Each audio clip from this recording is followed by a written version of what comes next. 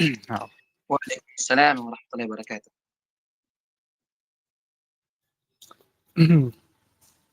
Bismillahirrahmanirrahim. Alhamdulillahi rabbil alamin.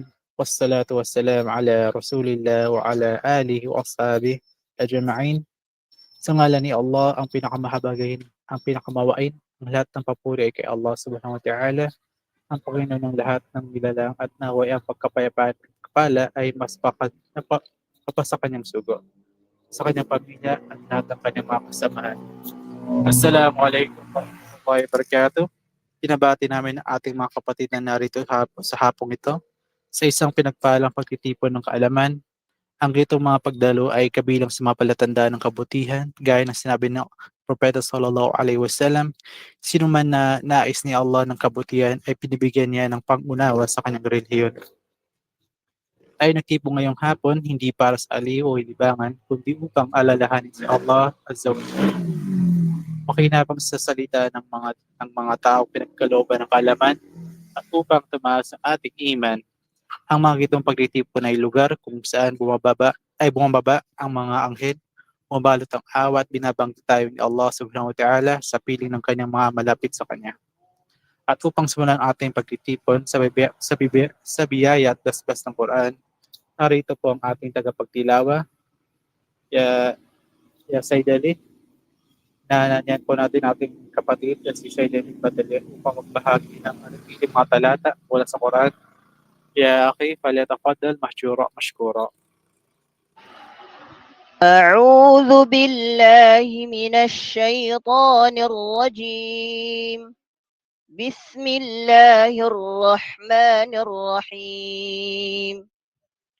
والعاديات ضبحا فالموريات قدحا فالمغيرات صبحا فأثرن به نقعا فوسطن به جمعا إن الإنسان لربه لكنود وإنه على ذلك لشهيد وإنه لحب الخير لشديد أفلا يعلم إذا بعثر ما في القبور وحصل ما في الصدور إن ربهم بهم يومئذ لخبير.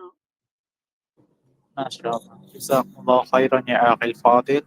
Naway panatilihin natin ang ugnayan sa Quran sa ating araw-araw na buhay.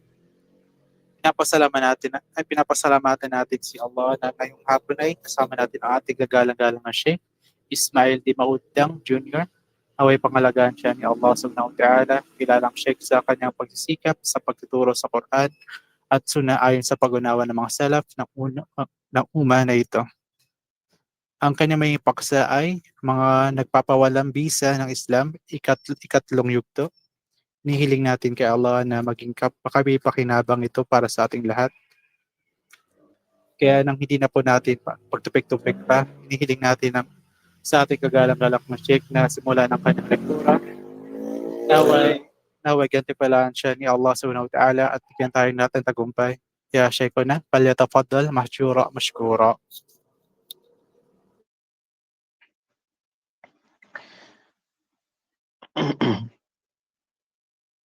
بسم الله الرحمن الرحيم.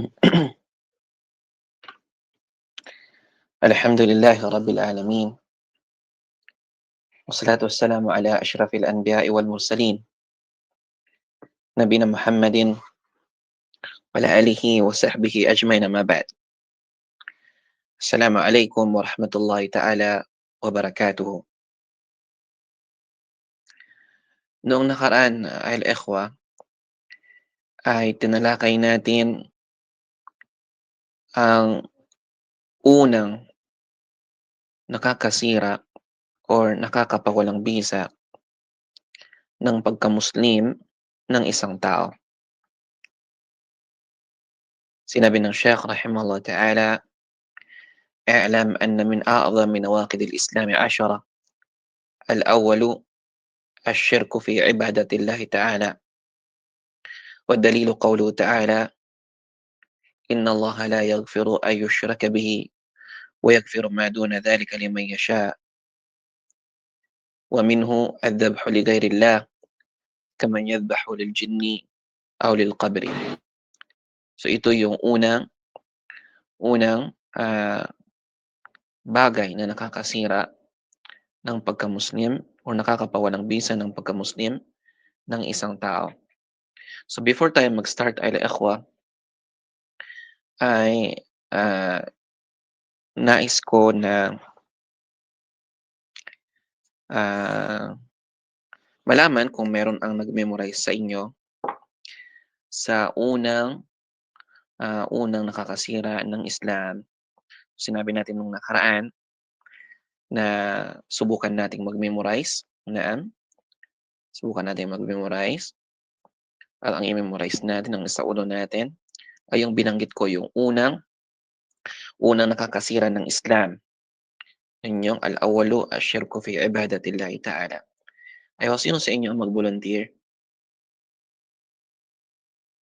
Sino sa inyo mag-volunteer?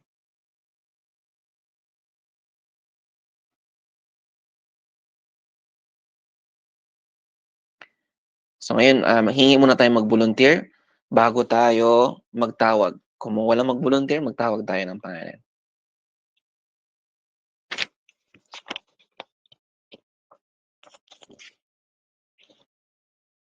Tsaka siya nga pala, pinapasalamatan ko yung organization na mashallah, nung nakaraan, binigyan nila ng hadiah yung mga nakasagot sa ating mga katanungan, yung mga sumali sa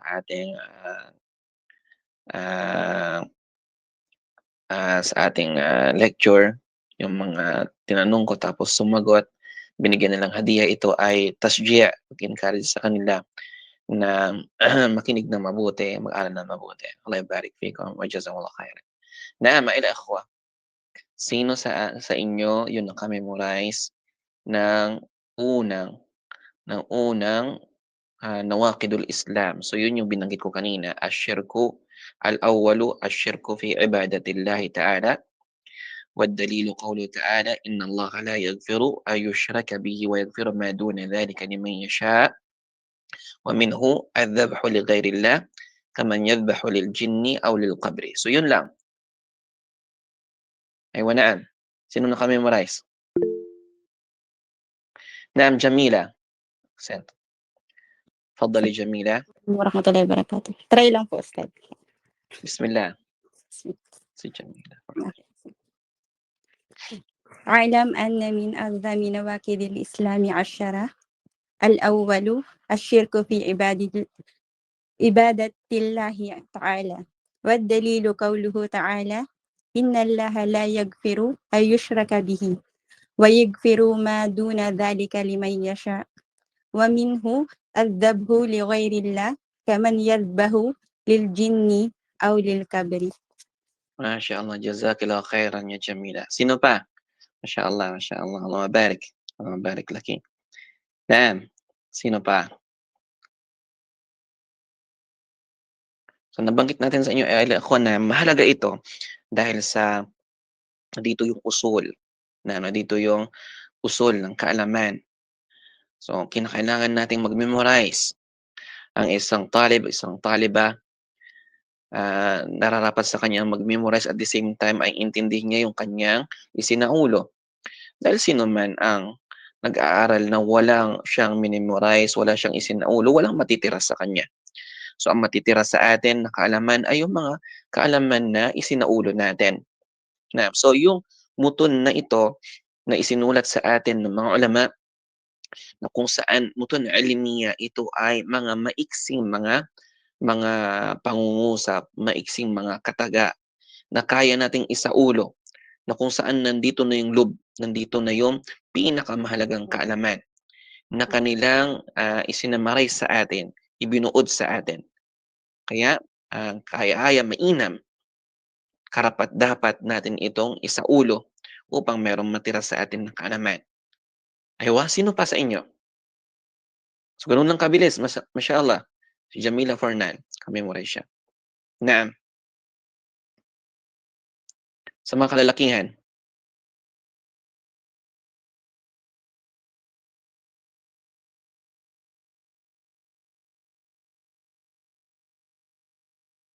Wala na ba? Maliban kay Jamila?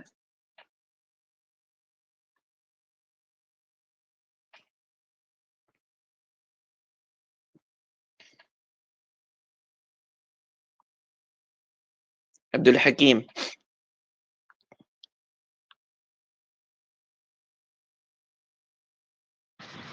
Sheikh, kakapasok ko lang po ngayon.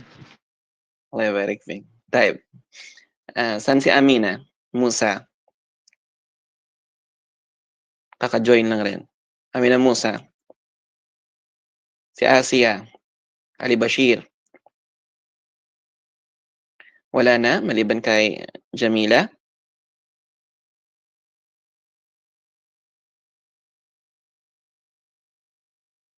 Wala na ila akhwa. Anyway, next time subukan ninyo ila akhwa. Subukan ninyong i-memorize yung mga kataga na yon. So napakadali lang. Binigay ko sa inyo na last time, i-share ko sa inyo yung Maukia, yung website na kung saan ay makukuha ninyo, ma-download ninyo yung book. Ma-download ninyo yung book. So, i-send ko ulit sa inyo video nila ngayon. I-send ko sa inyo ulit para ma-download ninyo ito. Para ma-download ninyo.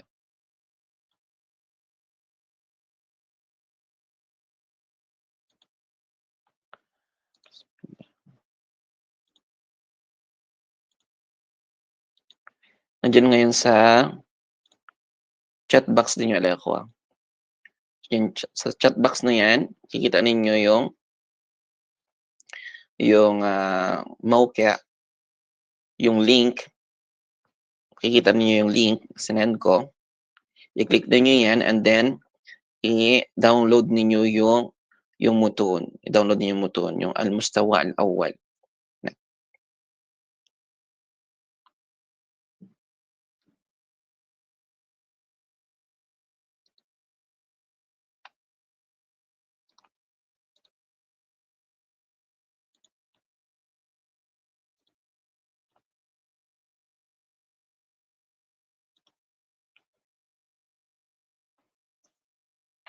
So, inuulit ko, makikita ninyo sa link na yan ito.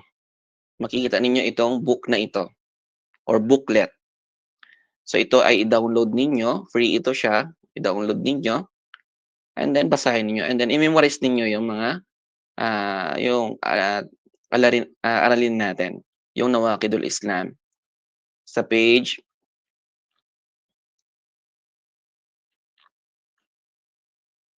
ito siya. Sa page 25. Kita ninyo sa page 25. Yun yung inaaral natin. Allah yabarik fikum wa wafaqakum Allah.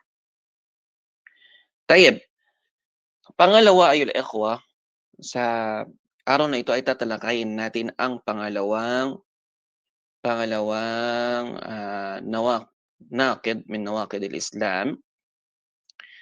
Sinabi ng muallif rahimahullah ta'ala, "Ath-thani man ja'ala bainahu wa bainallahi wasa'ita yad'uuhum wa yas'aluhum asy-syafa'ata wa yatawakkalu 'alayhim kafara ijma'an." Ulitin ko para makita ninyo, marinig ninyo paano babasahin. Ath-thani من جعل بينه وبين الله وسائطا يدعوهم ويسألهم الشفاعة ويتوكل عليهم كفر إجماعا. So yan ang pangalawang naqid min nawaqid al-Islam. Ano ang kahulugan? Ath-thani, ang pangalawa.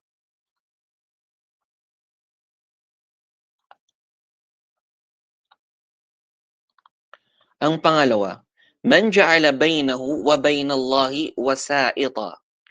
Sino ang gumawa ng tagapamagitan? Sila yung mga wasa'it. Ang kahulugan ng wasait ay tagapamagitan. Sino ang gumawa ng tagapamagitan sa pagitan niya at ng Allah subhanahu wa ta'ala? So ito yung pangalawa na nakakasira ng Islam or ng pagka-Muslim ng isang tao. Man ja'ala bainahu wa bainallahi wasaita. Sino ang gumawa ng tagapamagitan sa pagitan niya at ng Allah. Sa pagitan niya at ng Allah. So yung mga tagapamagitan sa wikang Arabic, sila yung tinatawag na wasait. So anong ginagawa nila? Yad'uhum. Sila ay nananalangin sa kanila. Wa yas'aluhumus syafa'ata. Sila ay humihingi sa kanila ng syafa'a. At mamaya explain natin ano ibig sabihin ng syafa'a. Wa yatawakkalu alayhim. At sila ay umaasa sa kanila, nagtatawakkul sa kanila. Kafara ijma'an. Ano ang hukom sa kanila? Sila ay naging kafir ayon sa napagkaisahan ng mga ulama.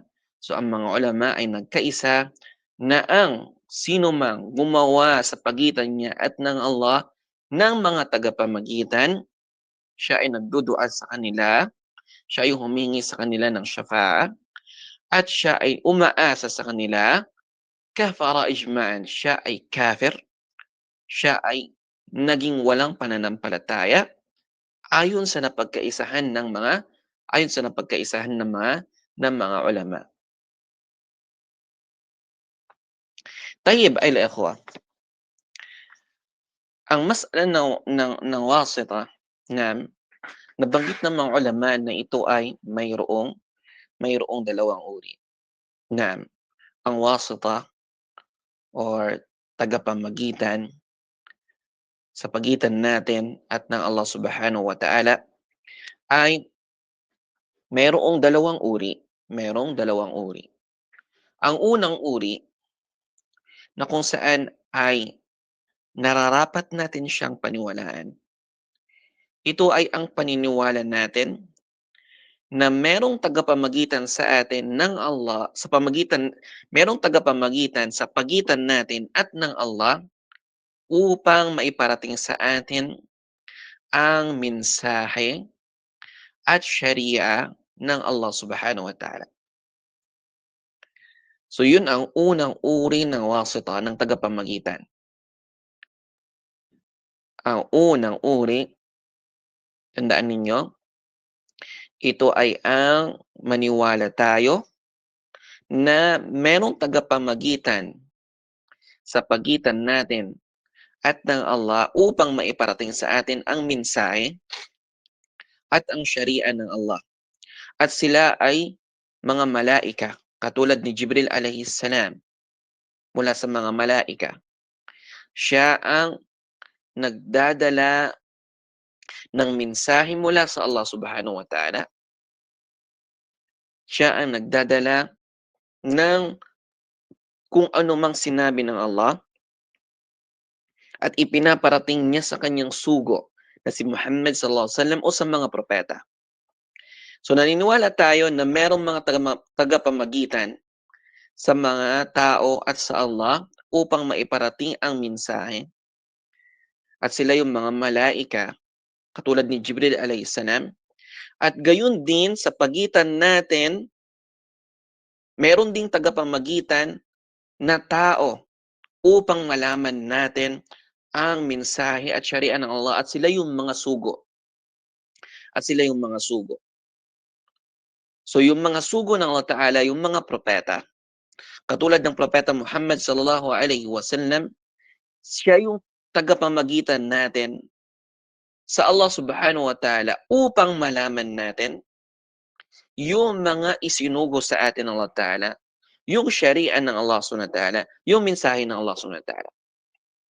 So nararapat tayong maniwala sa kanila. At sino man ang hindi maniwala dito, siya ay kafir. Katulad halimbawa ng mga Sufiya, merong firqa na ang tawag sa kanila ay mga Sufiya. So sabi nila, kami ay kumukuha ng wahi direkta sa Allah Ta'ala. Kumukuha kami ng revelation direct sa Allah subhanahu wa ta'ala. Hindi na kinakailangan ng sugo. So ito ay kufron. Ito ay kufr. Dahil ang Allah subhanahu wa ta'ala ay hindi nagpapadala, hindi nagbibigay ng wahi maliban lamang sa kanyang mga sugo. So yung mga Sufiya sinasabi nila na dumadating sa kanilang mga imam yung alin? Yung wahi ng Allah Ta'ala. Hanggang sa panahon natin ngayon, yung mga Sufiya, yung mga imam nila, kiniklaim nila na merong wahi na dumadating sa kanila, sa kanilang mga panaginip, sa kanilang mga nakikita. So sinasabi nila ito ay wahi mula sa Allah Ta'ala. Kaya nga't makakakita tayo ng mga Sufiya na kung saan ay hindi na nagtatayo ng kanyang sala. Sinasabi niya na ang Allah Ta'ala ay itinaas niya na sa akin yung taklif. Ibig sabihin, ang Allah Ta'ala ay hindi niya na inobliga sa akin yung mga obligasyon katulad ng sala, katulad ng zakat, katulad ng pag-ayuno. So yun yung kiniklaim nila. Subhanallah. Kiniklaim ng mga Sufiya. Dahil sabi nila, napanaginipan niya, nakita niya sa kanyang panaginip na ang Allah Ta'ala ay itinaas na sa kanya or hindi na isinugos sa kanya ang pagtayo ng sala dahil siya ay nakarating na sa antas na kung saan hindi na wajib sa kanya ang mga wajibat. Subhanallah, ito ay kufur. Ito ay kufur. So, binanggit natin ito ay ikhwa dahil binanggit natin ito, ang bagay na ito, dahil maari magkamali tayo ng pag-intindi sa pangalawang uri ng nakakasira ng Islam. Yung unang binanggit natin na wasita, hindi ito yung tinutukoy ng may akda rahimahullah ta'ala. Hindi ito yung tinutukoy niya. Ang tinutukoy dito ay ikhwa na wasita or tagapamagitan ay yung ginagawa ng mga tao na tagapamagitan sa pagitan nila at ng Allah subhanahu wa ta'ala na kung saan ay humihingi sila sa kanila. Nagdudua sila sa kanila. Humihingi sila sa kanila ng syafa'a. Sila ay umaasa sa kanila. At sinasabi nila na ang mga iyon ay mga tagapamagitan namin sa Allah subhanahu wa ta'ala. Sila yung mga tagapamagitan namin sa Allah subhanahu wa ta'ala. At ang tagapamagitan na ito o ang paggawa ng tagapamagitan na ito, ang pagdua sa kanila, ito ay syirkun akbar. Ito ay syirkun akbar. Katulad halimbawa ng pagdua sa mga salihun na mga patay na. Yung pagdua sa kanila. Sa mga salihun na mga nasa kanilang libingan na. Halimbawa, sabihin ng isang tao, sabihin niya doon kay fulan na patay na, sabi niya, ya fulan, hingiin mo sa Allah Ta'ala na bigyan niya ako ng rizq. Ya fulan, hingiin mo sa Allah Ta'ala na pagalingin niya ako. Ya fulan, hingiin mo sa Allah Ta'ala na ipasa niya yung anak ko sa board exam. Ya Hussein, Ya Badawi, Ya Rifa'i, hingin mo sa Allah Ta'ala na pagalingin niya ako.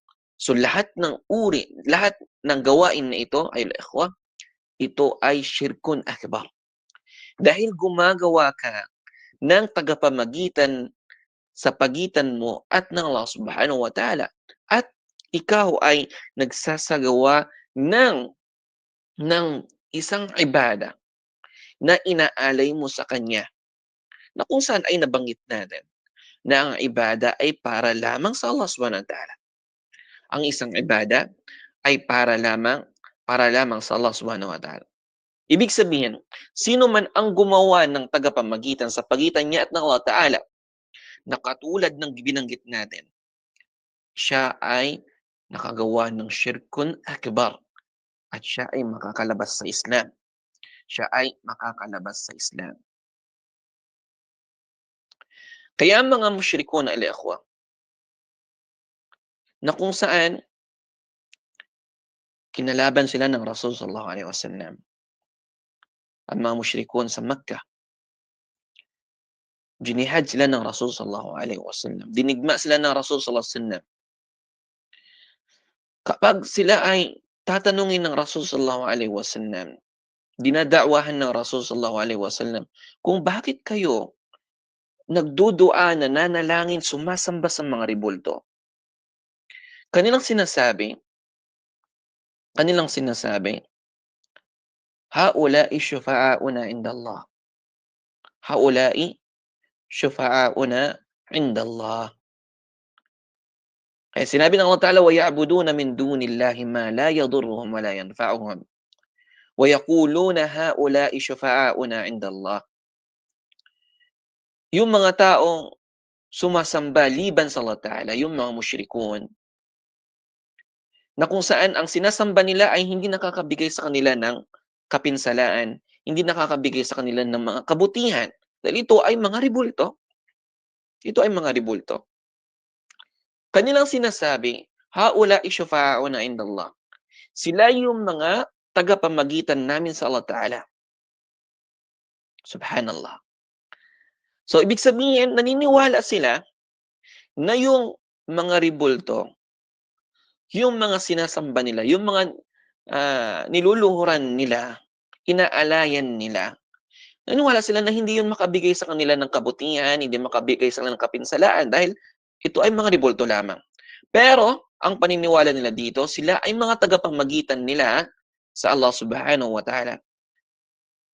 Gayunpaman ito ay tinawag ng Allah Ta'ala na shirk. Kasi sinabi ng Allah Ta'ala, قُلْ أَتُنَبِّئُونَ اللَّهَ بِمَا لَا يَعْلَمُ فِي السَّمَاوَاتِ وَلَا فِي الْأَرْضِ سُبْحَانَهُ وَتَعَالَى عَمَّا يُشْرِكُونَ. Subhanahu wa ta'ala amma yushrikun. Kaluwalhatian sa Allah Ta'ala. Siya ay mataas mula sa kanilang mga sinasamba liban sa kanya. Tinawag niya itong shirk. Subhanahu wa ta'ala amma yushrikun. Kaluwalhatian sa Allah Ta'ala mula sa kanilang mga itinatambal sa kanya. Mula sa kanilang mga itinatambal sa kanya. So, ang pagsagawa ng wasa'it, paggawa ng tagapamagitan, ito ay shirk. Ito ay shirk. Katulad halimbawa ng ginagawa ng mga sumasamba sa mga libingan, sa mga adriha, sa mga kubba. Makikita natin dito sa Pilipinas, lalo na sa Mindanao, yung mga libingan na tinatawag nilang mga tampat, na kung saan makikita mo na yung mga tao ay gumawa sila dito ng design. Tinayuan nila ito ng kubba. Tinayuan nila ito ng kubba. Doon yung mga tao ay nag-aalay. Doon yung mga tao ay nagdudua, humihiling, humihingi. Doon yung mga tao ay humihingi ng baraka. Hinahawakan nila yung kubur. Hinahaplos nila sa kanilang mga mukha, sa kanilang katawan. Hinahawakan nila yung kubur dahil sa pag-aasam na makakuha sila ng baraka. Sila ay humihingi doon sa nakalibing doon na sila ay bigyan ng rizq. Sila ay ipasa sa exam. Sila ay pagalingin. So napakarami. Ang gawain na ito ay shirkun akbar. Kahit pa sabihin nila na yung ginagawa nila ay wasait lamang. Ito ay pinapaniwalaan nila na yung mga nakalibing dito ay tagapamagitan lamang nila sa Allah Ta'ala. Kahit pa yun ang sabihin nila. Dahil ang gawain nito ay gawain din ng mga musyrikun. Sinabi rin ng mga nauna, ng mga musyrikin, sinabi rin nila na ang mga rebulto na kanilang dinudua or pinapanalanginan, hinihingian, sinabi nila na sila ay mga tagapamagitan lamang namin sa Allah. Ngunit tinawag ito ng Allah Ta'ala na shirk. Tinawag ito ng Allah Ta'ala na shirk. Na.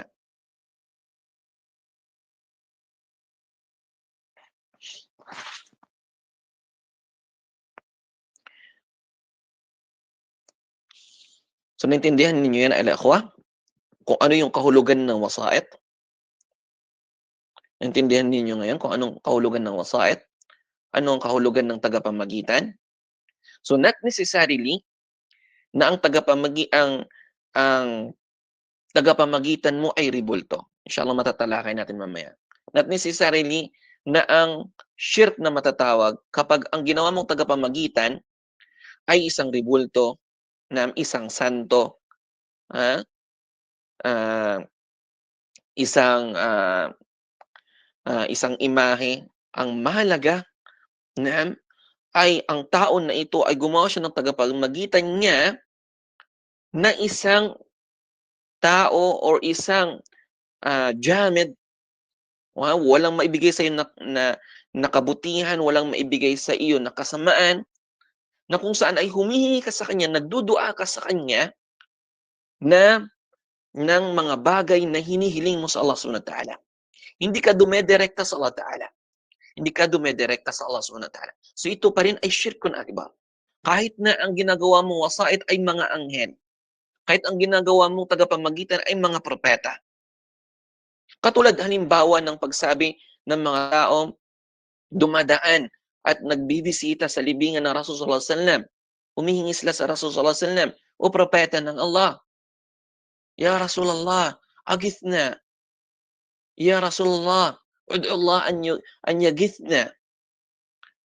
Ya, o propeta ng Allah, humingi ka sa Allah Ta'ala na kami ay tulungan niya. O propeta ng Allah, ihingi mo sa Allah Ta'ala na kami ay bigyan niya ng rizq.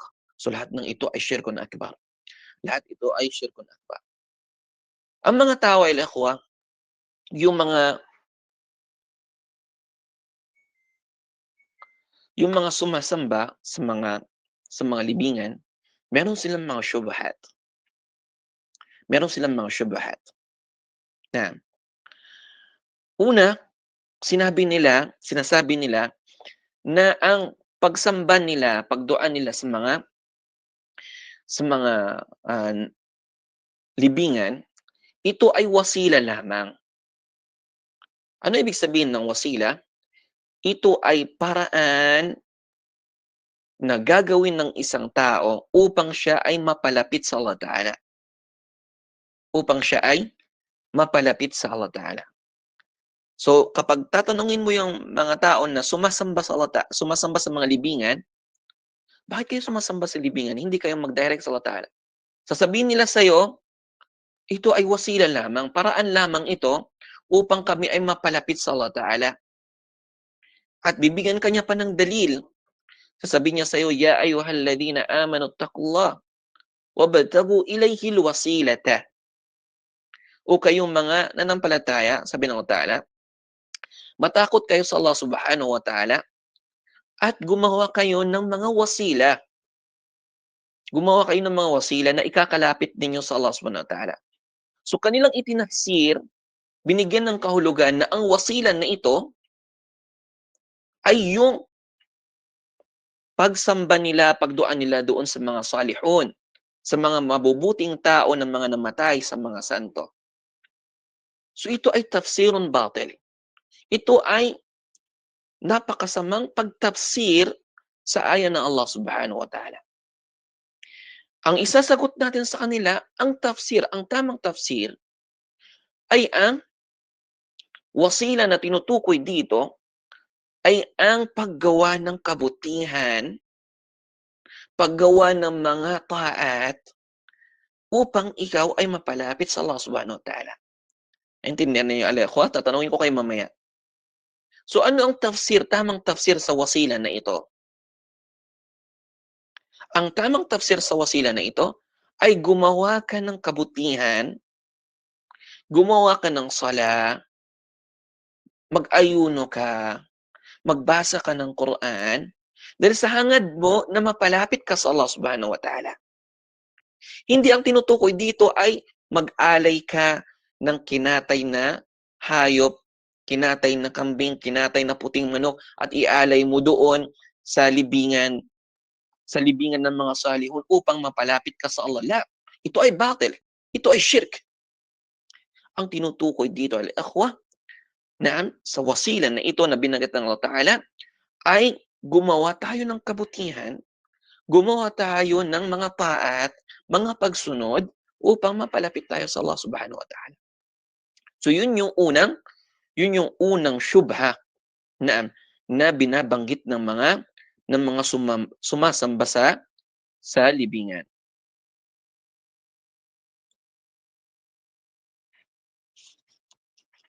Meron pa silang ibang syubha na sasabihin nila, sinasabi ng mga sumasamba sa libingan, yung mga tagapamagitan namin, sila ay mga salihun. Si Hussein na sinasamba ng mga Shia, si Badawi na sinasamba at hininga ng barakan ng mga Sufiya, Rifa'i, yung mga nakalibing sa atin sa Mindanao na hinihingan ng baraka, yung mga libingan ng mga awliya, ng mga sultan. Sasabihin ng mga tao sa iyo na sumasamba dito, humingi ng baraka dito, sabihin nila, sila ay mga salihun. Sila ay mga mabubuting tao. Sila ay mayroong antas sa Allah Subhanahu wa Ta'ala. Malalapit sila sa Allah Subhanahu wa Ta'ala. Yung mga tao na ito na nakalibing, sila ay malalapit sa Allah Ta'ala. Samantalang tayo, sabi nila, makasalanan. Samantalang tayo ay makasalanan. Kaya ang kailangan gawin natin, na dumaan tayo sa kanila upang tanggapin ng Allah Ta'ala yung ating mga panalangin. Ako, makasalanan ako, sasabihin niya sa'yo.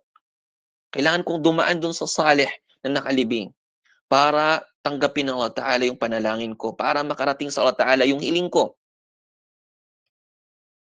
Subhanallah. Ano isasagot natin sa kanila? Ang isasagot natin sa kanila, ang kabutihan nila, ang pagiging salih nila, ay para lamang sa kanilang mga sarili. At hindi para sa iyo. Bakit hindi ka gumawa ng kabutihan para magiging kabilang ka sa mga salihun? Ang gawain ng ibang tao ay hindi makakabuti sa iyo. Hindi makakabigay ng kapakinabang sa iyo. Hindi porket yung mga tao na ito ay mga salihun, ay makakahingi ka sa kanila, makakahingi ka ng benefits ng pakinabang sa kanilang mga amal salih, sa kanilang mga ginawang kabutihan habang sila ay buhay pa, nung sila ay buhay pa.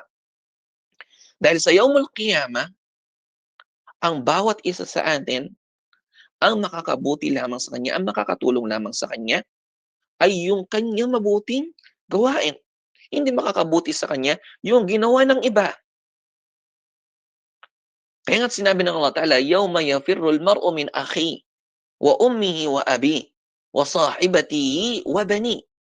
Likulli mri'in minhum yawma idhin sya'nu yugni. Sa araw na yon, sabi ng Allah Ta'ala, sa araw ng Yawmul Qiyamah, tatakbuhan ng tao ang kanyang kapatid, ang kanyang ina, ang kanyang ama, ang kanyang asawa, ang kanyang mga anak. Sa araw na yon, ang iisipin ng bawat tao ay yung sarili niya lamang. Ibig sabihin, hindi makakabuti sa iyo yung kabutihan na ginawa ng mga magulang mo, ng kapatid mo, ng asawa mo, ng anak mo. Hindi makakabigay ng kabutihan yun sa iyo. Ang makakabigay ng kabutihan sa iyo ay yung sarili mong ginawa. Ay yung sarili mong ginawang amal salih. Na ibig sabihin, al-ikhwa, hindi porket mga salihun sila, mabubuting tao sila, ay kinakailangan mong dumaan sa kanila. Pangalawa, ang Allah Subhanahu wa Ta'ala, inutos niya sa atin na magdua tayo sa Kanya. Wa qala rabbukum ud'uni astajib lakum. At sinabi ng inyong Panginoon, ud'uni, manalangin kayo sa akin. Sasagutin ko kayo. Sinabi ba ng Allah Ta'ala na ud'us salihin astajib lakum? Sinabi ba ng Allah Ta'ala na magdua kayo sa mga salihon, mabubuting tao, at sasagutin ko ang mga dua ninyo? La. Ang sinabi ng Allah Ta'ala, ud'uni, manalangin kayo sa akin. Ibig sabihin, mag-direct ka sa Allah Subhanahu wa Ta'ala. Humingi ka sa Allah Ta'ala ng direkta. Hindi mo na kinakailangan na dumaan pa kahit kanino. Sa mga patay, sa mga salihon, sa mga nakalibing, o sa mga propeta. Bagkus kinakailangan mo magdua ng direkta sa Allah Subhanahu wa Ta'ala. Wa idha sa'alaka 'ibadi 'anni fa inni qarib. Ujibu da'wata ad-da'i idha da'an. Kapag tatanungin ka ng aking mga alipin, sabi ng Allah Ta'ala kay Propeta sallallahu alaihi wasallam. Kapag tatanungin ka ng aking mga alipin patungkol sa akin, katotohanan na ako ay malapit sa kanila. Allah Ta'ala ay malapit sa atin. Ujibu da'wata ad-da'i idha da'an. Sinasagot ko ang panalangin ng taong nananalangin kapag siya ay manalangin. Ujibu da'wata ad-da'i. Sinasagot ko ang panalangin ng taong nananalangin. Ibig sabihin Allah Ta'ala, sinasagot niya ang dua mo, naririnig niya ang dua mo. Siya ay malapit sa iyo. Hindi mo na kinakailangan na dumaan pa sa mga salihon na mga patay na. So ito yung pangalawang syubha nila ilakhwa. Meron pa silang ibang syubha.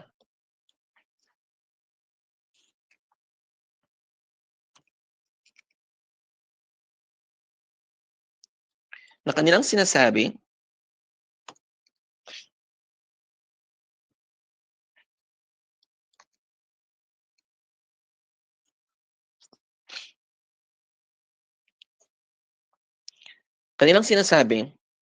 na ang paghingi ng tawassul, tagapamagitan, o paggawa ng tagapamagitan, ay ginawa ni Umar bin Al-Khattab radiyallahu anhu. So, maaring marinig niyo ito sa kanila.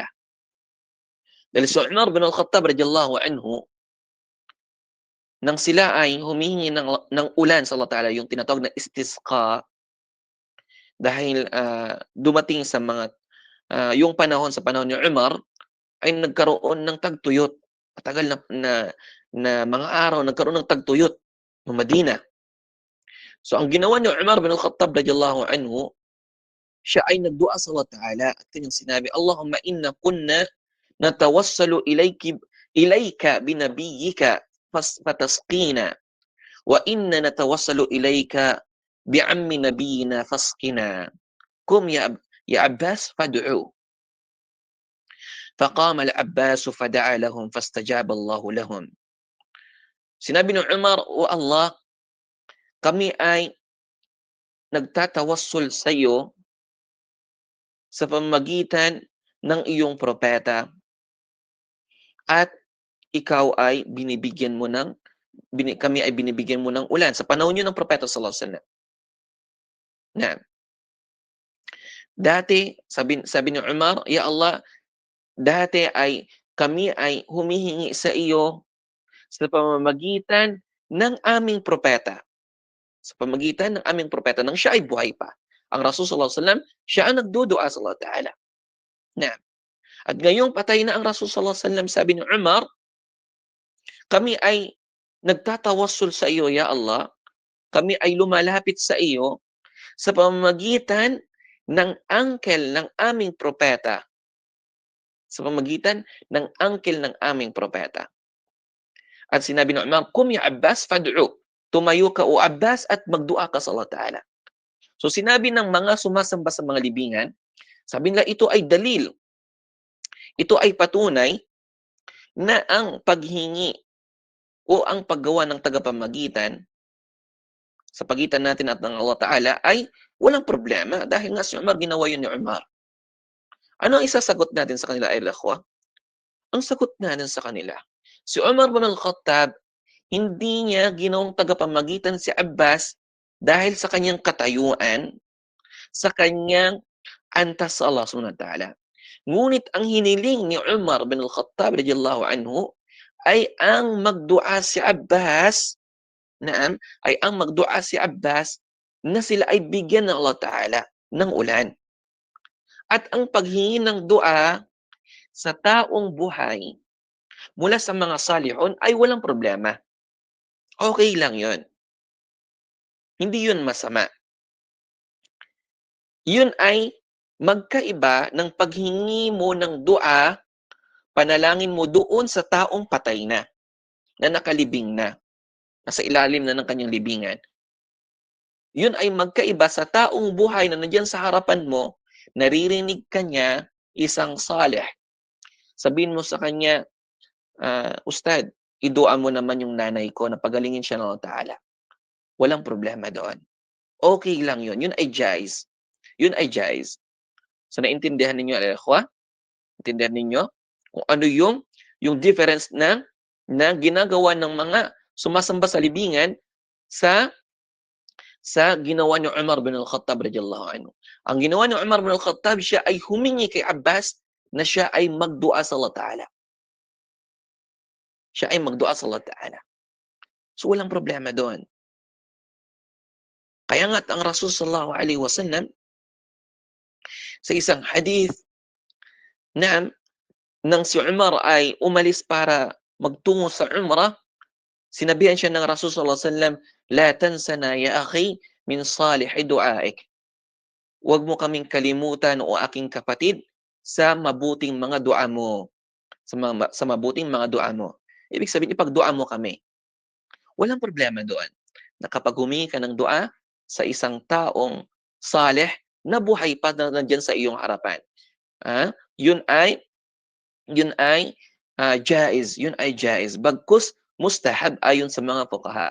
Ayon sa mga fuqaha. Ibig sabihin ay ikhwa. Ibig sabihin ay ikhwa. Ang pagtawassul na ang paggawa ng mga bagay upang ikaw ay malapit sa Allah Ta'ala, maging upang ikaw ay mapalapit sa Allah Ta'ala, or gumawa ka ng bagay upang ikaw ay sasagutin ng Allah Ta'ala sa iyong mga panalangin. Yung tinatawag nila na tawassul. Ibig sabihin, ito ay mayroong dalawang uri. Tandaan ninyo yung bagay na ito. Ito ay mayroong dalawang uri. Merong uri na jaiz, pinapahintulutan, at merong uri naman na mamnu'. At ito yung shirk. Meron namang uri na ito ay hindi pinapahintulutan, which is ito yung shirk na binanggit natin kanina. So, ano yung jaiz? Ano yung pinapahintulutan?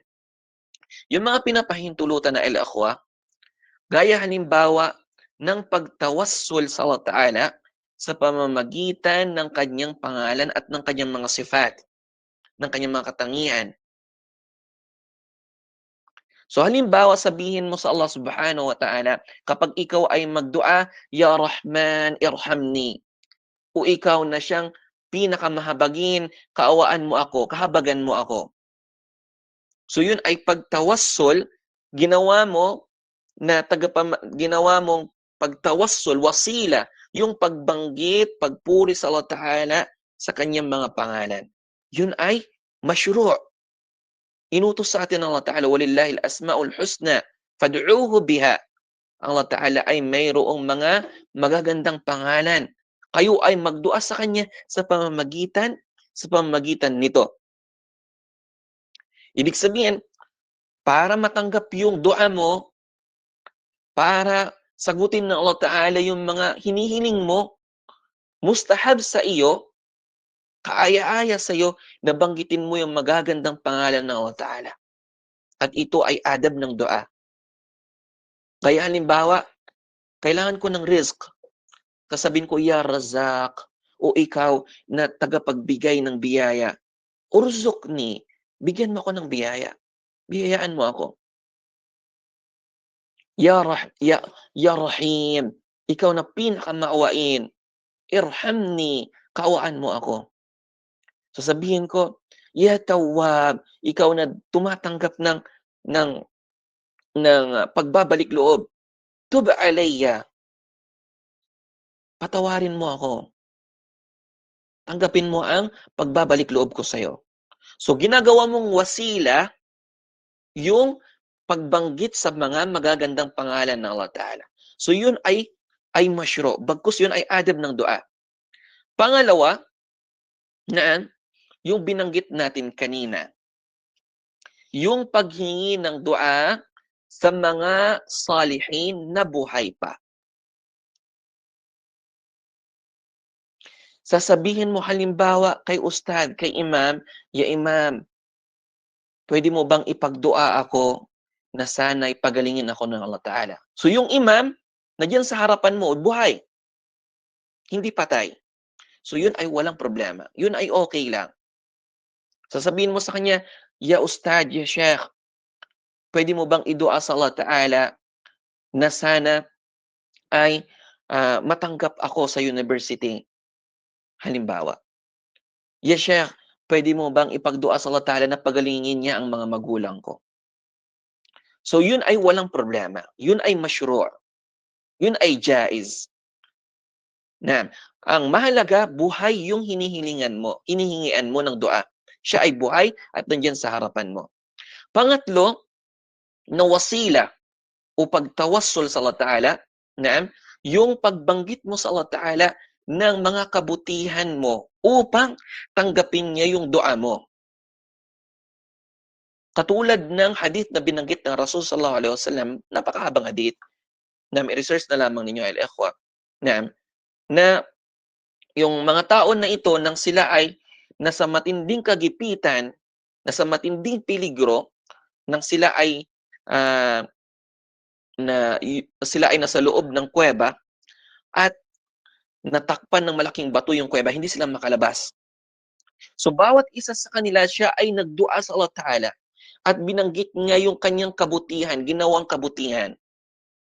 Yung kanyang amal salih, na ang kabutihan na ito ay ginawa niya para lamang sa Allah Ta'ala. Binanggit niya yon, at the same time, sabihin niya, Allah, tanggapin mo ang dua ko. So yun ay ginawa niyang wasila upang tanggapin yung kanyang dua. So walang problema doon. Okay lang yun. Yun ay masyru. Yun ay masyru. Ano yung pinagbabawal ay ikhwa? Ano yung ipinagbabawal? Yung ipinagbabawal na tawassul ay yung pagtawassul na paghingi sa Allah Ta'ala sa pamamagitan ng katayuan ng isang tao, sa pamamagitan ng antas ng isang tao na patay na. Kaya halimbawa, sasabihin mo sa Allah Ta'ala, ya Allah, kahit na mag-direct ka sa Allah Ta'ala, ya Allah, humingi ako sa iyo na patawarin mo ako. Humingi ako sa pamamagitan ng antas sa iyo ni Fulan, sa pamamagitan ng antas sa iyo ni Hussein, for example. So, yun ay shirk. Yun ay bid'a at yun ay wasila sa shirk. At mas matindi pa doon na kung ang tawassul na gagawin mo ay dadaan ka doon sa taong patay na. Na yun na yung mga binanggit natin kanina. Yung magtawassul ka doon sa nakalibing, na iparating niya yung dua mo sa Allah Ta'ala, iparating niya yung mga pangangailangan mo sa Allah Subhanahu wa Ta'ala, hindi ka nagda-direct sa Allah Ta'ala. So yun na yung mga mamnu na binanggit natin kanina. Yun na yung mga mamnu o yung mga shirk na binanggit natin kanina. So naintindihan yan, al-akhwa? Intindihan yan? So sinabi ng muallif rahimahullah ta'ala, na man ja'ala bainahu wa bainallahi wasa'it. Sino ang gumawa ng mga tagapamagitan sa pagitan niya at ng Allah Ta'ala? Yad'uhum. Yun ay nabanggit natin kanina. Yad'uhum. Nagdudua sila sa kanila. Wa yas'aluhumus syafa'ata. At humingi sila ng syafa'a sa kanila. Anong kahulugan ng syafa'a? Ang syafa'a, pinapaniwalaan natin ito na Ahlus Sunnah wal Jama'ah. Naniniwala tayo na merong syafa'a sa Yawmul Qiyamah. Ito yung pag-intercede. Yung mamagitan sa iyo ang isang salih o ang propeta sa iyo, mamagitan sa iyo sa Yawmul Qiyamah. Katulad halimbawa ng Allah Ta'ala Katulad ng halimbawa ang Rasul sallallahu alaihi wasallam, siya ay mag-intercede sa mga mu'minun sa Yaumul Qiyamah. Siya ay magsyafa'a sa kanila upang upang sila ay papasukin ng Jannah. Siya rin ay magsyafa'a sa lahat ng tao upang simulan na ang Yaumul Qiyamah. So naniniwala tayo doon.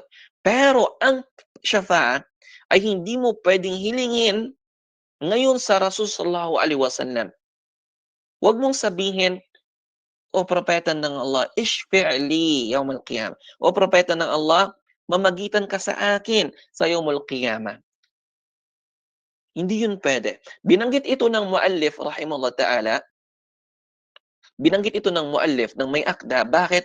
Dahil marami sa mga tao ang ginagawa nila ito. Marami sa mga tao ang ginagawa nila ito. Yung paghingi ng syafa'a sa mga salihun na patay na at ganoon din sa propeta sallallahu alaihi wasallam. Which is kabilang rin ito sa dua. Na. And then sinabi ng muallif rahimahullah ta'ala, wa yatawakkalu alaihim, at sila ay umaasa sa kanila. At sila ay umaasa sa kanila. Ang pagtawakkul ay al-ikhwa ay isang ibada. Isang pagsamba. Hindi mo pwedeng ialay liban sa Allah Ta'ala. Sinabi ng Allah Ta'ala, wa 'ala Allahi fatawakkalu in kuntum mu'minin. At sa Allah kayo ay umasa kung kayo ay mga tunay na mga mananampalataya. Kapag ang isang tao ay umasa siya sa isang patay, for example, sabihin ng tao, umaasa siya kay Hussein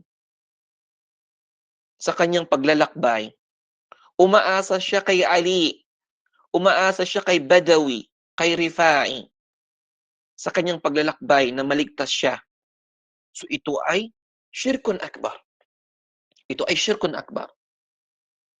Dahil ang tawakkul ay isang amal qalbi. Ang pag-asa ay isang gawain ng puso na kinakailangan mong ialay lamang para sa Allah subhanahu wa ta'ala. Naintindihan ninyo yan, al-akhwa? Ganun din halimbawa yung ginagawa ng ibang mga tao na umaasa sila sa kanilang mga anting-anting. Kapag lalabas sila ng bahay, sinusuot nilang kanilang anting-anting, umaasa sila dito na sila ay mailigtas mula sa kapahamakan. So ito ay merong tafsil. Kapag umaasa sila dito at pinapaniwalaan nila na yung anting-anting siya yung liligtas sa kanila, magliligtas sa kanila, ito ay syirkun akbar. Ilalabas niya sila sa Islam. Ngunit kapag yung anting-anting na dala-dala nila ay pinapaniwalaan nila bilang asbab lamang, way lamang, paraan lamang, at ang Allah pa rin ang magliligtas sa kanila, so ito ay syirkun asghar. Ala kulli hal, parehong syirk. Ganun pa man, lahat ang paggamit ng anting-anting, parehong syirk. Syirk pa rin. Disregard kung ito ay akbar o asghar, ito ay syirk pa rin. Kinakailangan ay iwasan ng isang tao. Umasa ka sa Allah Ta'ala. Magtawakkul ka sa Allah Ta'ala. Huwag kang magtawakkul sa anting-anting na kung saan ay walang maibibigay na kabutihan sa iyo. Hindi rin makakabigay ng kasamaan sa iyo. So, ang pagtawakkul, ang pag-asa na maliban sa Allah Ta'ala, ito ay syirkun akbar. Ito ay syirkun akbar. Kaya sinabi ng muallif rahimahullah ta'ala, lahat ng gawain na ito, na yung paggawa ng tagapamagitan, pagdua sa kanila, paghingi ng syafa'a sa kanila, pagtawakkul sa kanila, ito ay kufrun. Ito ay kawalan ng pananampalataya. Katotohanan na ang tao na ito, siya ay nagiging kafir. Siya ay nagiging kafir, at napagkaisahan ito ng mga ulama. Lahat ng mga ulama ay nagkaisa dito. Na ang apat na imam ay nagkaisa na ang sino mang taong gumawa ng wasait, gumawa ng tagapamagitan sa pagitan niya at ng Allah Ta'ala, magdua sa kanila, maghingi ng syafa'a sa kanila, magtawakkul sa kanila, katotohanan na siya ay nagiging kafir. katotohanan na siya ay naging kafir. So naintindihan ninyo yan, al-ikhwa? Yan. So hanggang diyan, al-ikhwa, yung الثاني من نواقض الإسلام, yung pangalawa mula sa mga nawaqidu al-Islam. So inshallah subhanahu wa ta'ala, hinihiling ko sa Allah ta'ala na naway meron kayong natutunan sa araw na ito, inshallah. Na before tayo magtapos ay magkaroon tayo ng ilang question sa inyo.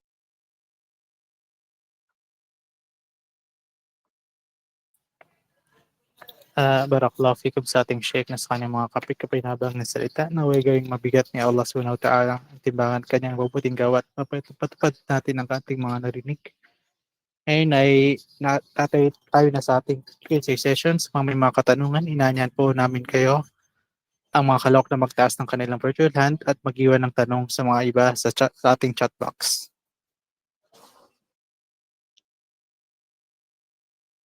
Jazakallah khair. Aywa, okay lang yan. Asif. Taib, okay lang. Mamaya, inshallah ta'ala, sino yung gusto magtanong? Pag may time pa, ay magtanong sila. Pero ngayon ako muna magtanong. Taib. Naam, tafadhal. Ang unang tanong, al-ikhwa, mula sa lecture natin kanina, na ang unang tanong, nabanggit natin na merong dalawang uri ng paniniwala sa tagapamagitan or yung wasita. Yung paniniwala sa wasita. Na meron dito na kinakailangan nating paniwalaan na merong tagapamagitan sa atin at ng Allah Ta'ala. At hindi ito yung tinutukoy ng muallif rahimahullah ta'ala. So ano yung dapat nating paniwalaan na merong tagapamagitan sa atin at ng Allah Ta'ala? Ano yung ibig sabihin ng wasita na ito na dapat nating paniwalaan? Aywa, sino ang makasagot? Naam, Abdul Hakim. Fadal. Assalamualaikum. Ayon sa narinig ko kanina about sa lecture is yung mga malaika kasama sa mga tagapamagitan sa mga nabi. Aywa, tagapamagitan sa anong bagay, ya Abdul Hakim? Sila yung magdadala ng mensahe. Accent. Sila yung magdadala ng mensahe tungo sa propeta, sa mga nabi. So, kinakailangan ng tagapamagitan. Ganon din sa pagitan natin ng mga tao na sa Allah Ta'ala, kailangan din natin ng tagapamagitan at yun sila yung mga propeta upang malaman natin ang mensahe ng Allah Ta'ala. Yun yung tagapamagitan na dapat nating paniwalaan. At hindi yun yung tinutukoy dito ng muallif. Hindi yun yung tinutukoy ng muallif or ng may akda. Aksan niya Abdul Hakim. Now, another question, al-ikhwa. Another question. Yung mga musyrikun, yung mga sumasamba sa mga libingan, kanilang sinasabi na sumasamba kami sa kanila at nag-aalay kami ng pagsamba sa kanila, nagdudua kami sa kanila dahil sila ay mga salihun, mabubuting tao sila. At kami makasalanan kami. Dahil doon, ipinaparating namin yung mga pangailangan namin, yung mga dua namin sa pamagitan nila para makarating sa Allah Ta'ala. So ano yung pwede nating isagot sa kanila? Paano natin sila sagutin kapag meron kang nakaharap na humihingi ng barakas doon sa libingan?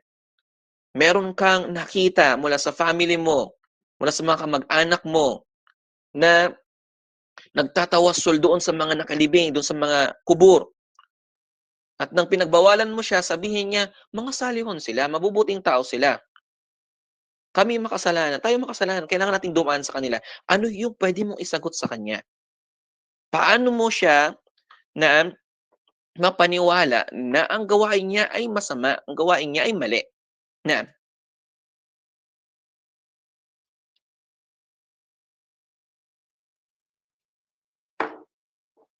Sinong pwedeng sumagot? So ano yung pwedeng may sagot sa kanya? Yung syubha na ito, siya ay salih, kaya kami sumasamba sa kanya dahil siya ay kabilang sa mga salihun. Kung kami ang magdua ng direkta sa Allah Ta'ala, hindi makarating dahil makasalanan kami. Yun ang sasabihin nila. So kailangan naming ipadaan doon sa mga mabubuting tao. At ang tinutukoy nila ay yung mga nakalibing na mga salihun. So pwede ba yun? Paano mo siya sagutin? Paano mo siya sagutin? Naam. Ya Elvira. Elvira. Meron kang idea, Elvira? Fatima Angel. Aywa, tumaas ng kamay si Ruhamin. Usman, fadal. Dagdagan mo lang, Ustad.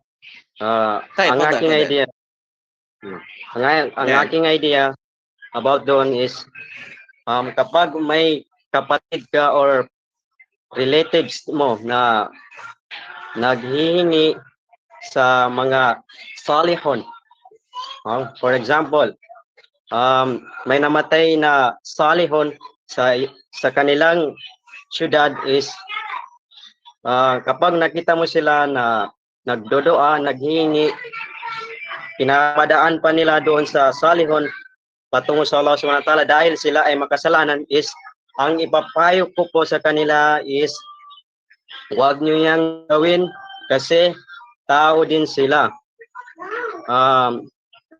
Sabihin natin na may mali din sila or nagkakamali din sila kasi lahat ng lahat ng anak ni Adam is nagkakamali, which is pwede din or mahulog sa shirk yun gagawin niya. Ang ipapayo sa kanila is huwag nyo yang gawin kasi mas maganda doon kayo magtawakkal sa Allah Subhanahu wa Ta'ala, kasi kapag nagtawakkal kayo sa Allah Subhanahu wa Ta'ala or ihingi ng tawbah sa Allah Subhanahu wa Ta'ala o ihingi ng sa Allah Subhanahu wa Ta'ala,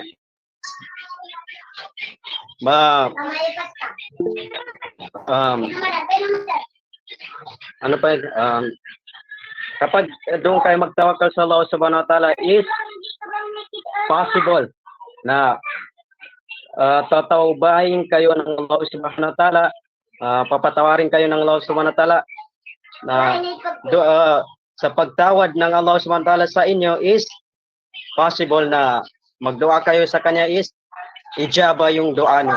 Kasi ang Allah Subhanahu wa Ta'ala ang nagpapatawad, nagtuturo sa mga tao. Yun lang ko. Jazakallah khair. Jazakallah khair. Sahih. So, kinakailangan na hindi porket pinaniwala natin silang salihon, sabi ni Al-Akh Ruhamin, maaaring mayroon din silang mga kasalanan. Sahih.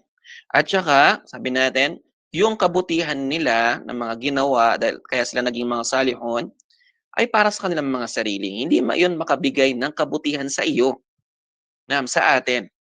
Bagkus bawat isa sa atin ay ang kabutihan niya ay para sa kanya at hindi para sa iba. Para sa kanya at para sa iba. Gumawa ka rin ng kabutihan. Yes. So gumawa ka rin ng kabutihan para sa iyong sarili. Para maging kabilang ka rin sa mga salihon. Kung sa tingin mo na ang dua mo ay hindi tinatanggap ng Allah Ta'ala dahil makasalanan ka, gumawa ka ng kabutihan. Gumawa ka ng mga wasila, ng mga ta'at, mga pagsamba upang ikaw ay mapalapit sa Allah Ta'ala. Allah yabarik fikum ila ikhwa. So, hanggang dito na lang inshallah Ta'ala. Sino sa inyo yung mayroong mga question? So, tayo ng dalawang question. Tanggap tayo ng dalawang question. Siya nga pala, ila ikhwa, before sa mga question, so, inuulit ko sa inyo, napakahalaga na mag-memorize tayo. Subukan natin, ila ikhwa. So, yung pag-aaral natin na kung sakaling ang pag-aaral na gusto ninyo yung kinig ka lang kung kailan mo gusto, tapos hindi ka rin mag-take note or hindi ka rin mag-memorize, wala tayong matutunan kung gano'n. Kahit pa araw-araw tayo nakikinig ng lecture, kahit pa araw-araw tayong dumadalo at uma-attend sa mga ganito ng mga programs, pero hindi tayo nag-memorize, hindi tayo nagti-take note, wala matitira sa atin, wala tayong matutunan. Kaya payo ko sa inyo, yan, kaya nga sa isang linggo at least meron kang ma-memorize na isang nakid ng Nawaqidul Islam. 'Di ba? 'Di ba sinabi natin nakaraan? Al-ikhwa, nabanggit natin nung nakaraan. Kaya nga ito, yung sinend ko sa inyo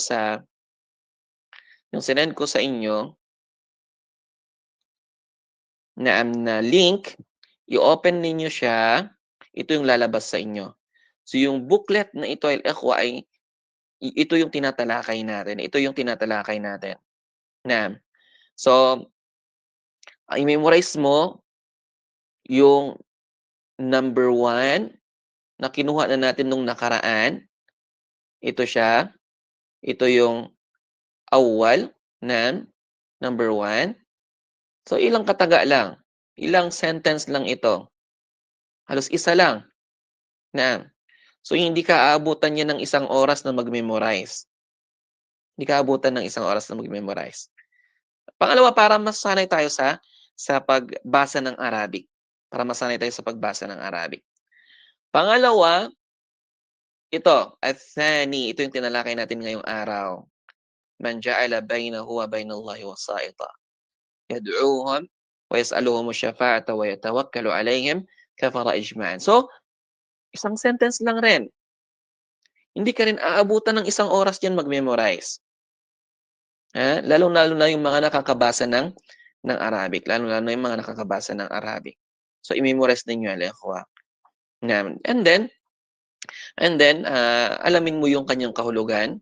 Pwede mong i-review yung lecture natin or pwede mong i-research yung mga nagbigay ng translation dito. Anyway, inshallah ta'ala, subukan natin next na meeting na isulat natin yung translation nito, inshallah ta'ala, para mapakinabangan ninyo.